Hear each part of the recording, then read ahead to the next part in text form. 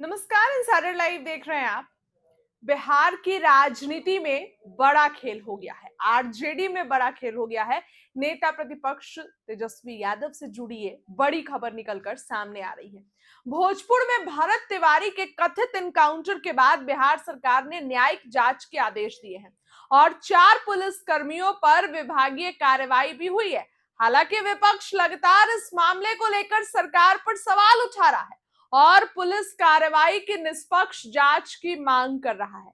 यही कारण है कि यह मामला अब केवल एक एनकाउंटर तक सीमित नहीं रह गया, बल्कि कानून व्यवस्था और प्रशासनिक जवाबदेही का मुद्दा बन गया है। मुख्यमंत्री सम्राट चौधरी के नेतृत्व वाली एनडीए सरकार के सुशासन और कानून व्यवस्था के दावों पर जहां अपनों ने ही सवाल खड़े कर दिए, वहीं मुख्य विपक्षी दल आरजेडी के नेता प्रतिपक्ष तेजस्वी के लिए यह पूरा घटनाक्रम बिहार की सत्ता के शीर्ष तक पहुंचने की राह बढ़ने और एक बड़ा और रणनीतिक मौका बनता दिख रहा है। यानी कि मौके पर चौका मार सकते हैं तेजस्वी यादव।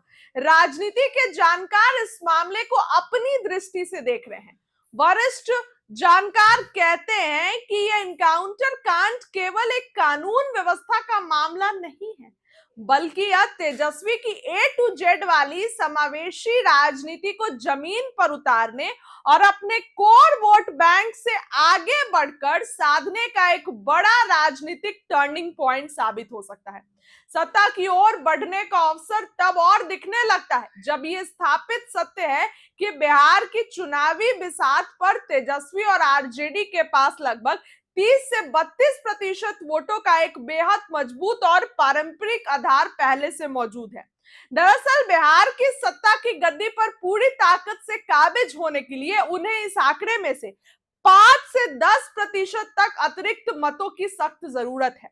राजनीति के जानकारों की नजर से देखें तो अब इस बात पर है कि क्या बिहार विधानसभा में नेता प्रतिपक्ष तेजस्वी यादव तक सीमित रखेंगे या इसे कानून व्यवस्था, न्याय और सभी वर्गों के भरोसे की राजनीति में बदल पाएंगे।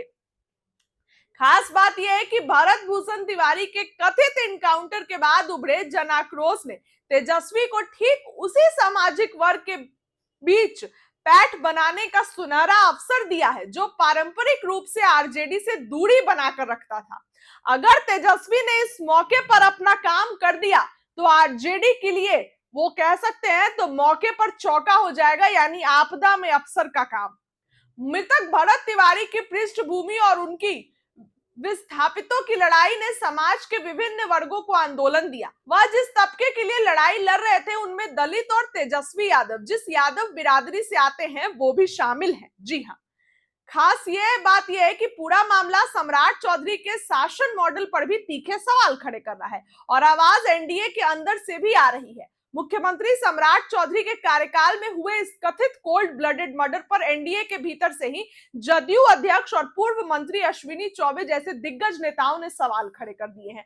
तो मौका तो अब तेजस्वी के पास है कि इस मामले में किस तरीके को अपने पक्ष में करना है। फिलहाल देखने वाली बात होगी कि क्या कुछ नेता प्रतिपक्ष करते हैं। बहुत बहुत धन्यवाद।